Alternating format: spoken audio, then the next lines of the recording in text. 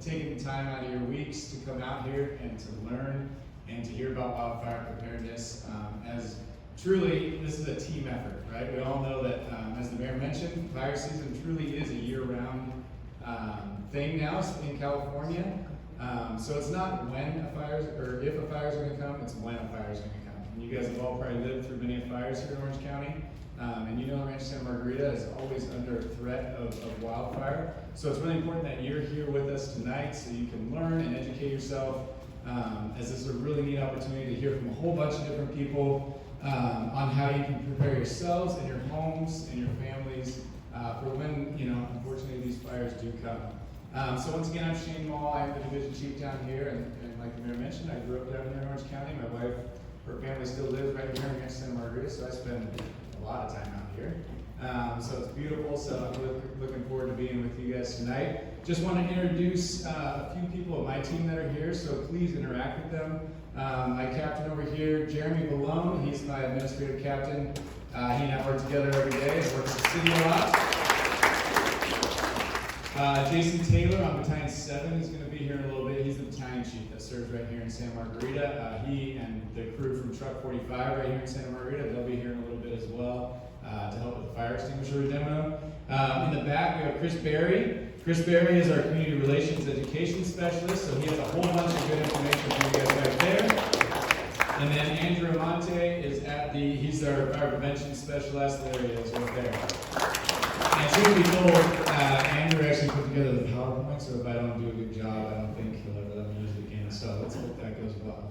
But all right, we'll get right into this because there's a lot of information I want to share with you guys. There's a lot of people to share, so we'll just get right into it. So as we start, obviously the objective here is to reduce the destructive impacts of wildland fires here in Orange County. As you can see, this fire here, this was the Silverado fire back in 2020. This is Orchard Hills, and as you can see, it's kind of burning in there. It's a pretty intense firefight, but it kind of hit this fuel modification right outside the neighborhood right here, which we'll kind of go into some of that, and just pretty much halted right there before it got to those homes. So that's some of the stuff that you guys can do, that the city can do, that the community can do to protect themselves going into these this fire season. Let's see if this works.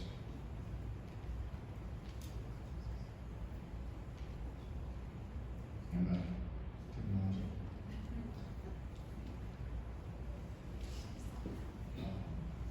So the first text is turn on.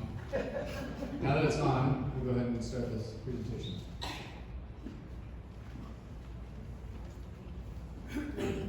Point in here? I don't know. She's waiting for me. He's moving on the screen. Sorry about this. We tested all this. Oh, there we go. All right, so now you can see that fire burning. It was coming in real fast, real hot. These were the 60-mile-an-hour winds blowing this fire. But it hit that fuel modification right there and just came to a screeching stop, which actually helped these fire crews, which were right here to save those homes. So really important that you guys do your part and we all do our part so we can be ready for these fires. Orange County, obviously, as you guys are well aware of, has a rich fire history over the last 100 years. But these are some of the major fires that we've had in the last few decades. Obviously, Laguna Fire, if you guys remember that, back in 1993, super destructive fire, burned up 14,000 acres, but 347 structures were lost. Then you go to 2007, the San Diego Fire, 28,000 acres, 56 structures lost. Freeway Complex Fire, 30,000 acres and 381 structures lost. And then you go to the Blue Ridge Fire and the Silverado Fire, which were pretty close to each other in 2020. Actually, pretty close to each other being the same day. So very close to each other. Between those, about 26,000 total acres. But fortunately on those, we only lost one structure on each of those fires.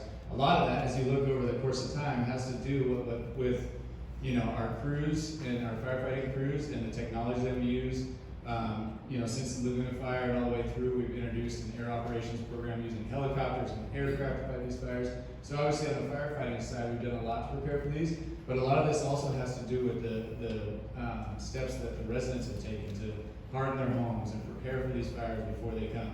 Especially on that Blue Ridge Fire, a lot of those homes have really good defensible space and things like that out in Yorba Linda and all that. So So those were some destructive fires, obviously. Then you come to the bonfire. This one here is also too, just to remind us that fire season truly is year-round. I remember these fires as I was on each of them, and they were cold. I remember being cold on the fire, which I was not used to, but it really is year-round. You know, the bonfire was in December, 6,600 acres and 31 structures lost in that. The Emerald Fire was in February of 2022. That one was cold, started in the middle of the night, 154 acres, fortunately 0 structures lost.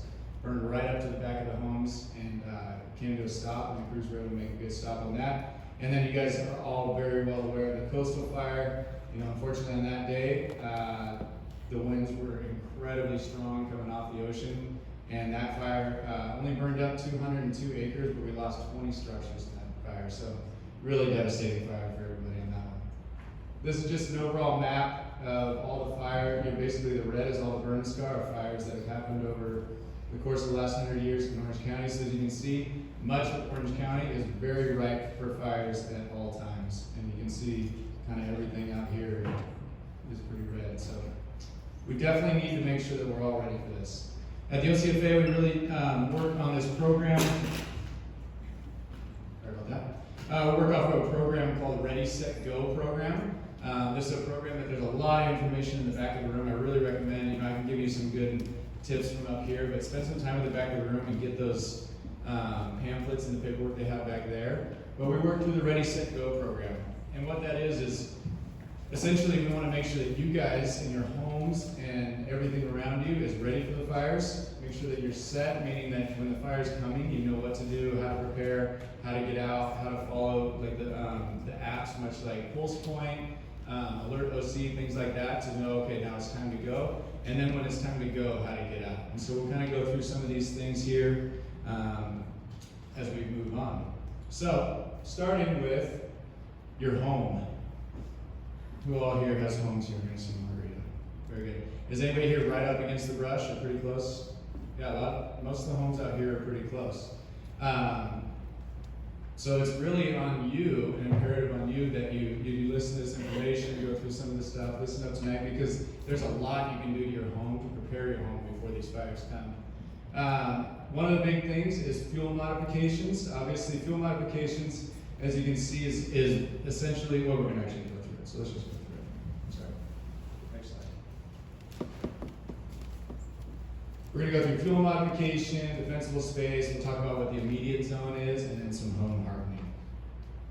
Fuel modification. This here was the Silverado fire. Once again, really strong Santa Ana winds were blowing this fire, as you can see in the picture here, up until that part is pretty much scorched earth. That means that fire was burning hot, it was burning fast, and it just burned pretty much everything up. It was pretty incredible to watch this fire as it came into Orchard Hills here and just basically hit that fuel modification in that huge park right there, and just came to a screeching stop, a screeching halt, allowing the crews that were sitting in these homes to make sure that none of the embers got in there and caught them on fire, as well as allowed for the aircraft to come in and pretty much put that fire out around there. So fuel modification is obviously landscape design with moist landscaping and things like that are built to build a buffer between the homes and the thick vegetation that's out there. So as a fire comes, it's going to hit this fuel modification, and the whole intent is to slow it down, stop the force of that fire, and give the crews time to get there, protect the homes, and hopefully the fire never gets into those homes. So fuel modifications are really important that you work with your HOAs. I know the city is very involved in making sure that fuel modifications are in place and doing well. So fuel modifications add a huge buffer between your homes and the vegetation. Defensible space. Defensible space is basically the distance between your homes and the vegetation. We recommend, about 100 feet between the back of your home and the vegetation. As you can see in this picture here, you can see that fire basically ran up that slope right there, and you can see behind those homes is really clear. Even the homes, behind their fences, they cleared all that brush and all the thick dead brush that was behind their homes well over 100 feet beyond their homes. So as the fire burned up and hot and burning fast, it basically hit that and ran out of fuel to burn. Crews were able to get into the back of those homes and just keep an eye on the homes, really. It's a beautiful thing when we come into a home and we walk into the backyard to assess, okay, what's the fire going to do? And we see a nice defensible space such as that. for us, we know, okay, this is going to be a good one. We can sit on this house, make sure none of the embers catch any of their stuff on the patio on fire, any of the vents in the attics, things like that, and we know that that's a really good savable home. So making sure that you have that good defensible space is hugely important as you guys assess your homes and start looking into that. So we're talking now about the immediate zone. The immediate zone is the 5 feet directly around your home. If you're anything like me, unfortunately, especially in the side yard, sometimes that 5 feet around your home kind of becomes the junk storage, right? As you're working on a project, everything kind of gets thrown on the side of the house. Sometimes there's boats right next to the house with covers on them, things like that. That 5 feet around your home is the area that you really need to keep clear, especially if you know that a fire's going to be coming, a fire season's coming. It's imperative that you get out there and clean those up and keep that around, because on these fires, it's not always just, and we're going to talk about it in a little bit, the direct flames that are hitting your homes that light them on fire. It's the little embers that you guys probably see flying through the air, and they can land in just a pile of stuff, weeds or bushes that you pulled that are all dead and dying, and they're just kind of stored on the side of the house. And unfortunately, they light those on fire, and I've seen a lot of houses lost because of just stuff that's piled up next to people's house. So it's really important that you keep your 5 feet around your house clear. As you can see in this video here, this is a pretty cool video. As you can see, it's really important too what you put around your home, everything that's kind of touching your home. This video here was shot at our headquarters. You can see the two different structures there. The one on the left is just kind of an older wood siding. You obviously have a wood fence. You have the wood bark that everybody likes to put in their planters, come right up to the house. Well, the one on the right is more of a hardened home. You got the siding, I think this is the fiberboard siding, not non-combustible siding, and you can see the plants, just nice little landscaping, hardscaping all the way around the edge of that home. And we lit a fire in both of those planters at the same time, and you can't even really see that there's a fire on the right. You see a little waft of smoke, and that's pretty much it. It burns itself out. Whereas on the left, this one completely burned out. This video doesn't show it, but if you would watch this even further, there's a point where the whole entire structure on the left is on fire, and the flames are even coming over and almost hitting this home on the right, and that house never lit off because it was so hardened and ready for fire. So these are some of the things that you guys can do to make sure your homes are ready. All right, so home hardening. Obviously, the objective of home hardening, it's a word, there's information on the back that you guys can get to figure out how to harden your home. But it's really to give your home the best chance possible if a fire does come, when a fire does come. This is called the Miracle Home. This was a Laguna fire. As you can see, this fire burned right up this drainage to this home.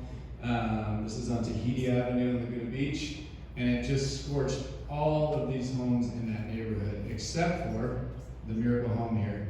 And the reason this Miracle Home, I mean, it's kind of a miracle, honestly, with how much everything burned around it still. But you can tell this home's well hardened. It's got stucco siding. It's got a tile roof. I don't see any attic vents or any little holes that fires could really get into. All the windows and everything were closed. You have really good defensible space behind. You can see that there are some little shrubs and bushes, but they did a good job of clearing that space. You can see on the other homes around it, you can tell it's burned out brush all the way up to the home. So this is just a really, really good example of if you harden your home, regardless of what's happening around you, your home can withstand a fire when it comes through.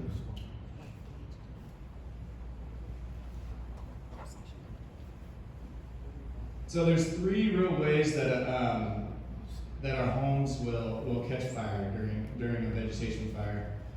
Obviously, there's direct flame contact. This happens, in a lot of different cases for sure. If you don't clear the brush, or if the stuff within your immediate zone, that 5 feet around your house, catches fire, then obviously your home's going to take direct flame impact. And a lot of times, as much as your home can be hardened, it's hard to resist that. The coastal fire, for instance, they have decent clearance in their backyard. Most of them actually had some pretty good clearance and some defensible space. But the wind was so strong that as fire crews were pulling on that street, there was fire blowing directly into these homes. And so, obviously, direct flame contact is going to be one way that your home can catch fire. Radiant heat, obviously, as the fires burn, if you've ever been near, you've been around fires a lot, but if you go to these brush fires, or you've ever been on a structure fire, they put off a lot of heat. And so that radiant heat can either light, wood siding on your house. If you have a wood shake shingle roof, can light that off. Anything that's, dead plants around your house or dead plants inside your gutters happens a lot, right? Those things can heat up and then combust, and that can start the fire as well. As well as like heavy drapery inside your windows and real combustible. Unfortunately, a lot of furniture these days is pretty combustible, and there's enough heat penetrating on that long enough, it can combust. So the radiant heat's another big issue, which is why keeping really good clearance around your house is key, because the further everything is away, the less heat you're going to take. And the big one is the ember intrusion. Ember intrusion truly is the leading cause of the structure loss on fires. Because if you've ever been, you guys have probably all seen them on the news, but the crews here who have been out fighting these fires, the sheriff's department drives through these things, it's just a glowing embers are just blowing across. I remember the story from the helicopter crews on the coastal fire. The helicopter crews said at night when they were flying with their NVG goggles, there was obviously the fire coming up the hill to the homes, but it was just a wave of orange going over those homes, way down into Laguna Niguel, well beyond where anything burned. But those were all embers that were flying down, hitting people's homes. And those are really the things that you gotta watch out for and prepare your home for, so that you can be ready to protect yourself from all those embers.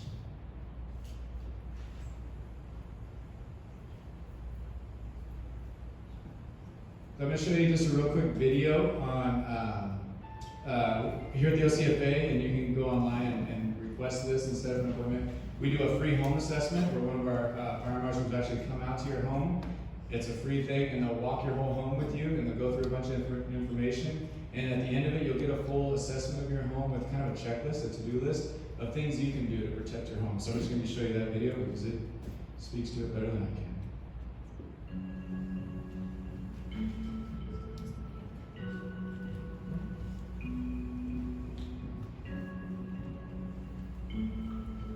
Experts can't predict when the next wildfire will occur.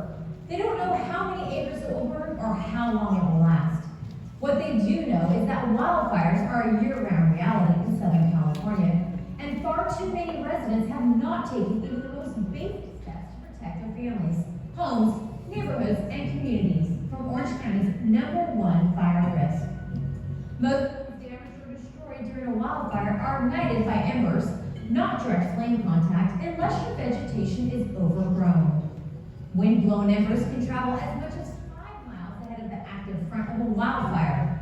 Will your home survive if burning embers rain down on vulnerable areas on and around your home? Will the vegetation around it increase its vulnerability? With so much riding on what you do between now and the next hot, dry, windy day that results in a wildfire, why leave anything to chance? Help us help you by scheduling a home assessment. A home assessment is a consultation with an Orange County Fire Authority representative who will provide you the information and insight you need to make the decision on whether you protect your home from wildfire's catastrophic effects. Most assessments take 45 minutes. The OCFA representative will leave you with handouts that support what was talked about during the walkthrough. There is no enforcement by OCFA during the assessment, and there is no cost for the assessment. Even if you're ready and willing to take action, there are guidelines and recommendations based on years of research that most homeowners know little about. During your assessment, fire personnel will examine the outside of your home and surrounding property and will explain specific steps you can take to reduce your wildfire risk.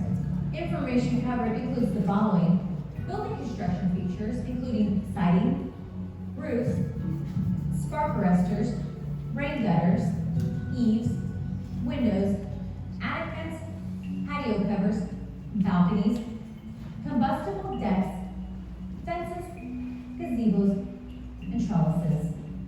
The correct building construction features listed above reduce the probability that your home will start on fire from an ember. Landscape features include plants within 5 feet of home, types of trees, types of shrubs, and the layout between the landscape. The correct landscape features listed above reduce the probability that your home will start on fire from direct flame or radiant heat. Homes survive wildfires because of home hardening and vegetation management, not fate or luck. No matter where you live or how much money you can afford to spend, there are things you can do right now to make your home less vulnerable. Don't wait. Schedule an assessment and start increasing your home's survivability today.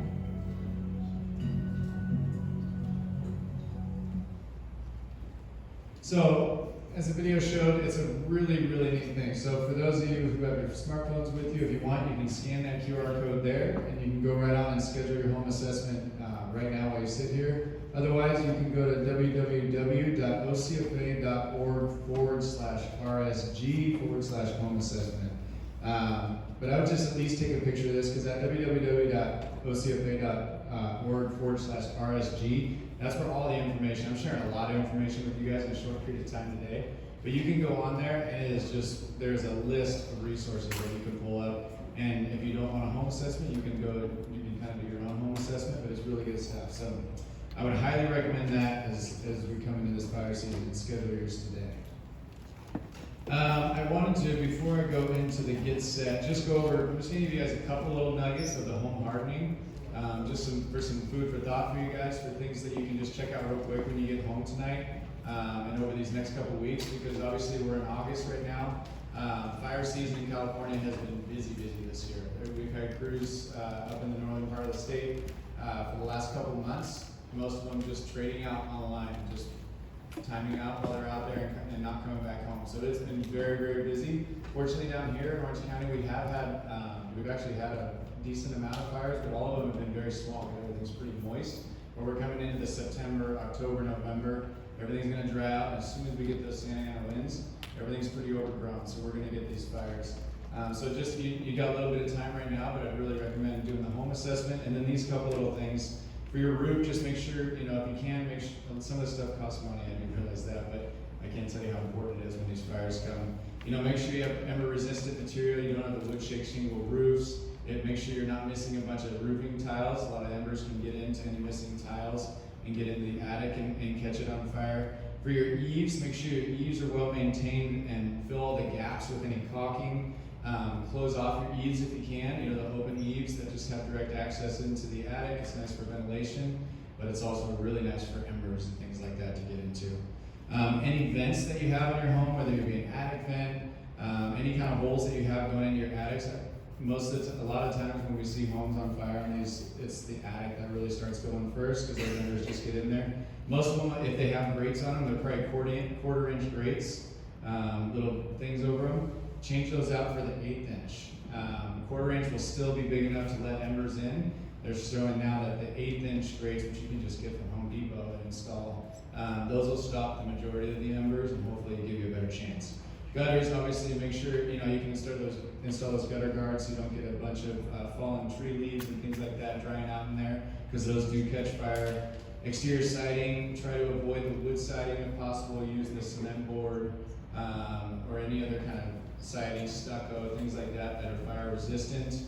Fences, if you have wood fences, just make sure they have really good paint on them or a good stain on them to try and protect them from the radiant heat. As they get older and worn down, they catch fire a lot easy, or use non-combustible materials for your fences. Patio covers, balconies, and decks, make sure you maintain them, keep them painted. Use the non-combustible materials if you're going to build one. I would recommend that. And just make sure you keep that immediate zone around your house, that 5 feet from your house, nice and clear at all times. So now that your homes are ready, and you guys get to take your homework home with you tonight and look at it, we want to make sure that you're set. You want to prepare yourselves and your families for not if the fires come, but truly when the fires come. So the smoke's in the air, you're hearing all about it on social media, pulse points going off, alert OCs letting you know, hey, there's a fire out in the canyons near Ranch Santa Margarita, you may have to evacuate, or maybe evacuations are already in order. Make sure that you're set for this. Ahead of time, you want to make sure you know your escape routes from your neighborhoods, and you have identified a predetermined location that you're going to go, whether it be family's house or whatever, and communicate that with your whole family. So if you're all trying to get out of there quick, you can get there. Make sure you have all your emergency supplies ready. If you have pets, things like that. One really big thing is your medications. If you know that you need your medications, know where you can grab those quickly and put them into a bag. Or you hear there's a fire, make sure you get those things bagged up. A lot of people that live in real fire-prone areas, especially kind of down in the canyons a little bit, they have go bags ready at all times because those fires hit and they hit quick. There's really not time to grab things, so kind of have something ready to go. If you have time, if the smoke's out in the hills and you know you might be evacuated or you're just concerned, there's some things you can do outside your home. Move flammable items away from your home. take a quick lap and move everything away from the structure that you can. Turn off your water. That allows more water for the fire department. A lot of times people turn their sprinklers on thinking that they're going to save their homes, but unfortunately that steals the water that we need to fight the fires, and the sprinklers really don't do a lot. There are some things out there in the world for people that live way out in the interface who have like sprinklers on their homes that are directly for fire, but not so much needed really here. Connect your garden hoses to the taps, but don't turn them on, but that's helpful when we have firefighters running up and down and fire engines bumping from house to house to house. Sometimes a garden hose is a great thing for us to put out a quick little fire without having to stop a fire engine, pull hose, and do our whole thing. And then patrol property and extinguish small fires. Personally, if little things are starting to catch fire around your house, I would say it's time to go. Leave that for everybody else. Indoor, make sure you shut all your doors and windows. Move your furniture away from the windows and door. Like I mentioned, all our furniture is really combustible, and if it takes a lot of heat for a long period of time, it'll catch fire. And shut off your air conditioning. And the other piece is just an experience from the coastal fire. When you leave, make sure you close your garage door. We had a house that was on the coastal fire a few blocks down from all the other homes that were impacted by that on the edge of the fire, where they left the garage open thinking that the firefighters could access their house better with the garage open. An ember got into their garage, and we all know what's in our garages, caught the garage, and we lost that whole house. So it was kind of shocking to see, but it's just a little tidbit for you too.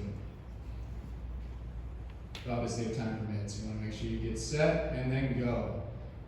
This is a big one. Leave before you are told. There's so many people, and I get it, who want to stay and try and save their homes, and they're trying to scramble out at the last minute. As any firefighter in here can tell you, or anybody from the sheriffs, or anyone who's trying to driven through smoke where you really can't see in front of your car, it's not a good feeling. It's very nerve-wracking, easy to get lost, and it's honestly pretty scary if you don't know what you're driving through, obviously. And then secondly, it blocks all the fire department and police department, the sheriffs who are coming in to do good work, causes traffic jams, and we can't get in to protect your home. So please go early. Take all your valuables and your emergency kits with you. Make sure you follow the plan that you have in place. Don't get stuck in the fire and smoke. These fires will hit the neighborhoods, and the smoke is dark, very, very dark. You do not want to be running out of your home at that time. Don't endanger yourself or the responders. Dress appropriately. Make sure you have enough clothes so that you can get out and have some clothes for the next few days, and just don't wait. And please don't put yourself or your family at risk. And with that, that is the presentation on the Ready, Set, Go program. Like I mentioned, there's so much more information than I shared with you in the back. So I highly recommend taking those flyers, and we'll all be available for questions and everything afterwards. So I really appreciate your time, appreciate you all being here. And with that, I'm going to welcome up, so she can just totally show me up with a great presentation, Captain Kennedy from Orange County Sheriff's Department.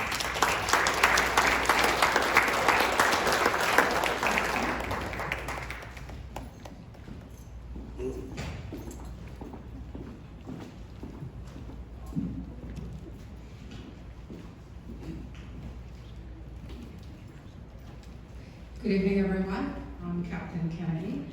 I'm the Chief of Rescue Center Radio Police Services. Excuse me. With me here today, we have our Admin Sergeant Heidi Alde. Then we also have our wonderful crime prevention specialist, Emma Peters, in the back. First off, on behalf of our team, I would like to take a minute to thank you all for giving us the opportunity to serve you. It's our greatest honor and privilege to serve this wonderful community. Today's topics.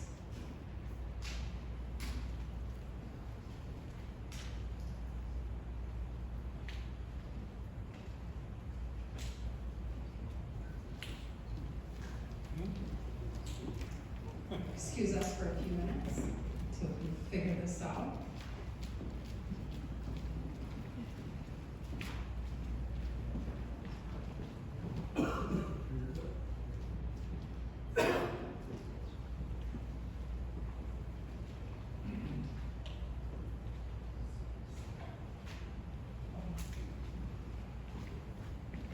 So the topics that we're going to cover today are going to be what is our role when it comes comes to preparation for potential disasters and fires.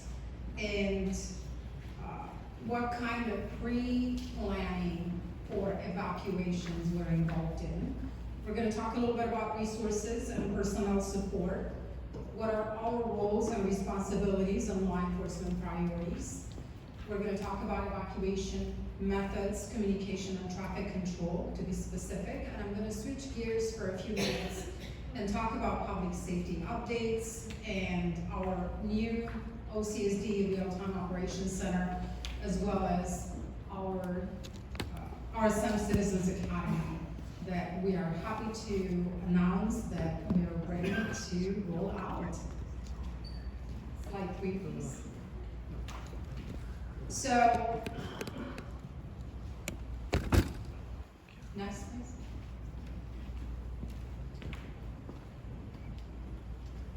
When it comes to preparation for potential disasters, emergency preparation is a strategic initiative not only for the Sheriff's Department, but also for our city of Rancho. And we've been involved in a lot of preparation when it comes to critical incidents and how we respond to wildfires.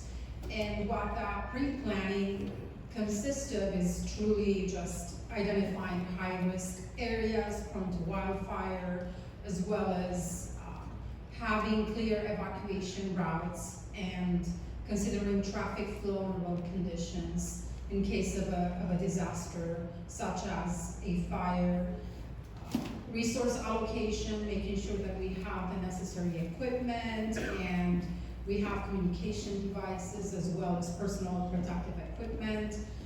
And we also we conduct regular training sessions for all our officers and with the fire department as well, multi-agency drills.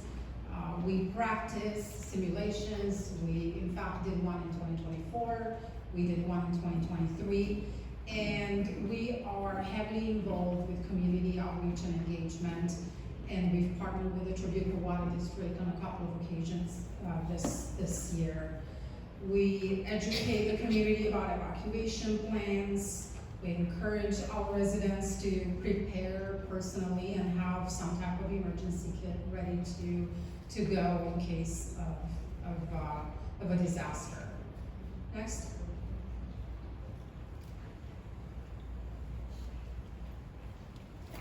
Additional resources and stakeholders that we work with are the Red Cross, PV maintenance, American Red Cross, Mission Vehicle Animal Control, OCTA, and the school districts.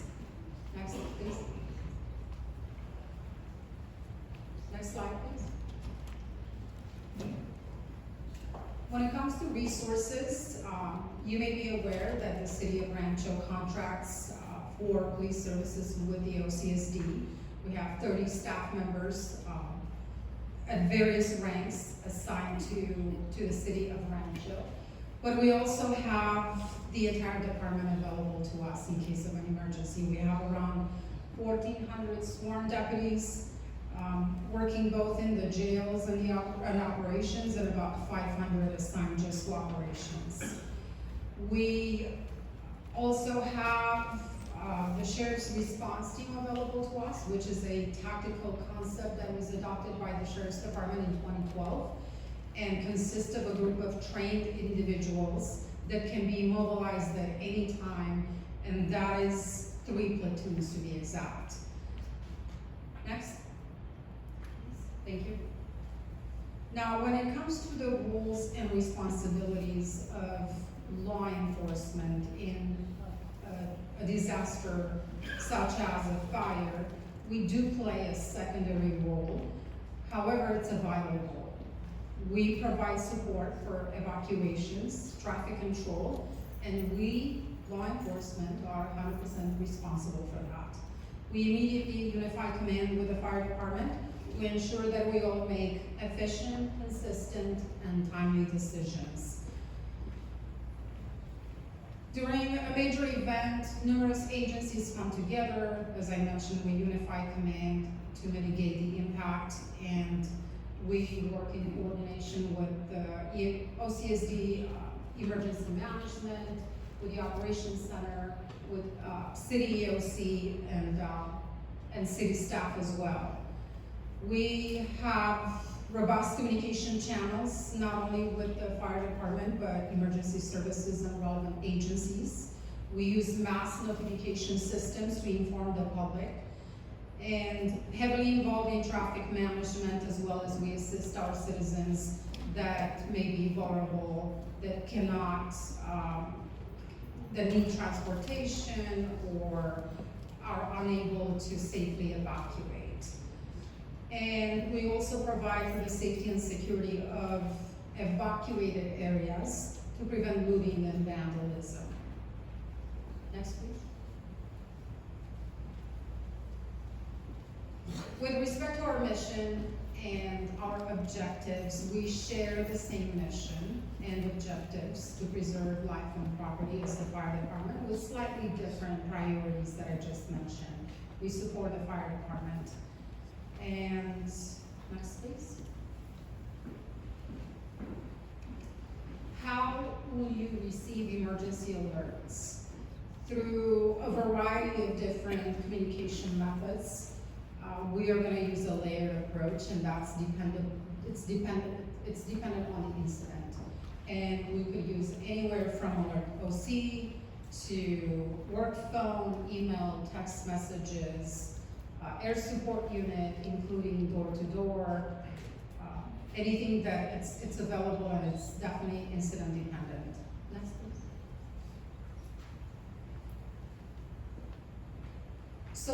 Social media platforms and phone apps, we advise our citizens, if possible, to follow all our social media platforms. Getting information from the sources is so important to make sure that you get accurate information. And next, please. Reflected here on this slide, we have our alert OC numbers.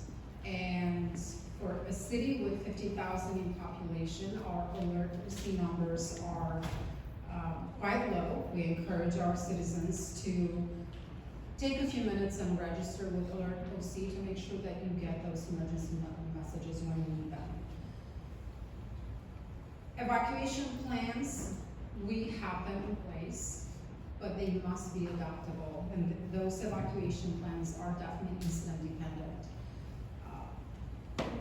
We cannot force our citizens to evacuate, but please be mindful and keep in mind that it's financially and physically impossible to be able to provide an engine or immediate escort or police escort for people that refuse to evacuate.